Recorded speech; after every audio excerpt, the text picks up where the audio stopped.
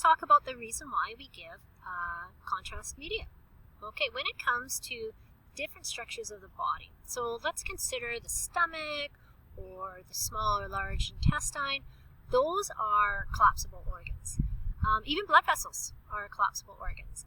And what we want to do is we want to expand those collapsible organs. So what we want to do is we want to have a look at their size, at the outside as well as the inside of their structures. And so in order to do that, we are going to give them contrast media agents. We also want to have a look at if the surrounding organs are presenting the way we expect them to be presented. So the outline of the surrounding organs themselves will tell us potentially if one of those organs or structures are crowding into the other organ or structure. Perhaps the abnormality is growing inside the structure versus on the outside of the structure. So the outline of surrounding structures provides us quite a bit of information as well. We want to enhance the presentation of these organs or structures. So for instance, if we are looking at, say, the kidney. Now the kidney, when we see it on an abdomen x-ray, we see the nice bean-shaped outline of the kidney per se, but we don't really get to see a lot of the finer details and structures of the kidneys, such as the renal pelvis, the major or minor calyces. Okay, those are structures that when we give contrast media agents, then all of a sudden they just highlight and show up great, and now we get a lot more information about those particular structures inside the structures.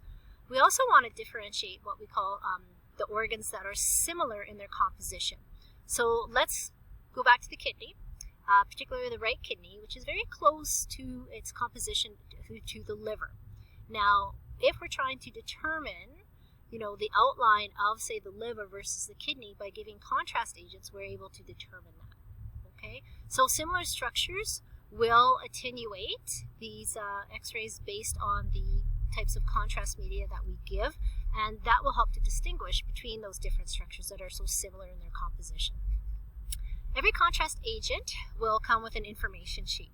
So regardless what type of contrast agent, on that information sheet will be an endless amount of information in regards to what it's used for, the contraindications, what are some of the side effects, etc. like that. So all of the contrast media is stored in select and specific locations based on the type of contrast media. And we want to keep in mind that when we are looking at those information sheets, that those information sheets really are the reference guide for us. All right. Sorry about that. Had a little commercial break happening there. There seemed to be a distraction that I needed to edit from here.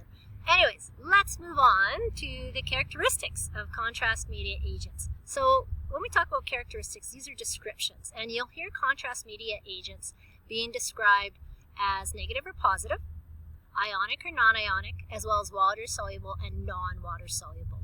There are many ways we can administer these different types of contrast media agents.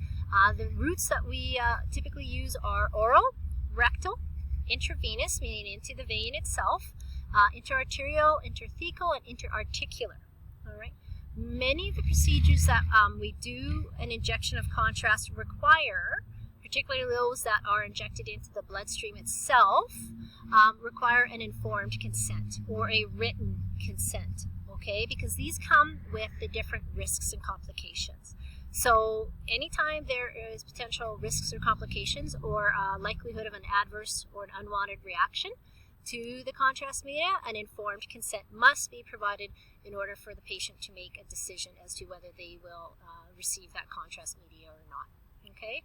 When it comes to these consent forms have a standard sort of or general presentation, okay, based on the site or the clinic that you're working at. What we want to keep in mind is that when it comes to an intravenous type of consent, often it will be specific to that particular modality. So in other words, MRI department will have their different types of consent forms for the MRI scans and exams, as well as the CT department will have their own CT IV contrast injection consent form.